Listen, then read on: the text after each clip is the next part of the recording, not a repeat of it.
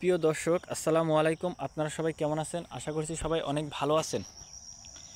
এই যে বন্ধুরা ভিডিওতে যে ঘাসগুলো দেখতে পাচ্ছেন, এগুলো হচ্ছে নেপিয়ার ঘাস।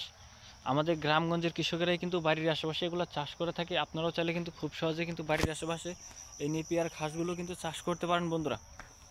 এই নেপিয়ার ঘাসের মধ্যে রয়েছে প্রচুর পরিমাণে ভিটামিন বন্ধুরা, যা গরুকে খাওয়ালে কিন্তু গরু তাড়াতাড়ি কিন্তু বড় হবে বন্ধুরা।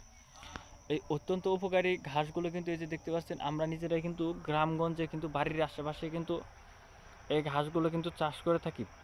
আপনারা চাইলে কিন্তু খুব সহজেই কিন্তু বাড়ির আশেপাশে এই ঘাসগুলো কিন্তু চাষ করতে পারেন বন্ধুরা। ঘাসের চারাগুলো যদি প্রতির জমিতে, এই যে দেখতে পাচ্ছেন প্রতির জমি, এই প্রতির জমির আশেপাশে যদি আপনারা এই ঘাসের চারাগুলো যদি আপনারা রোপণ করেন, তাহলে দেখবেন যে আপনাদের 15 থেকে 20 দিনের মধ্যে আপনাদের ঘাসের চারাগুলো আস্তে আস্তে এরকম বড় হবে এবং তারপরে এই যে ঘাসের মধ্যে এরকম ফুল হবে বন্ধুরা। এই ফুল এবং ঘাসের পাতা সহ কিন্তু আপনারা চাইলে গরুকে খাওয়াতে পারেন বন্ধুরা। এই বেশ কিছু গরুর ঘাসের জাত রয়েছে বন্ধুরা, আপনারা চাইলে কিন্তু খুব সহজে কিন্তু এই গরুর ঘাসগুলো কিন্তু গরুকে আপনারা চাইলে খাওয়াতে পারেন বন্ধুরা। আমরা নিজেরাই কিন্তু এই গরুর ঘাসগুলো কিন্তু বাড়ির আশপাশ থেকে কিন্তু চাষ করে থাকি। আপনারাও চাইলে কিন্তু খুব সহজে কিন্তু বাড়ির আশপাশ থেকে কিন্তু এই গরুর ঘাসগুলো কিন্তু আপনারা চাষ করতে পারেন বন্ধুরা।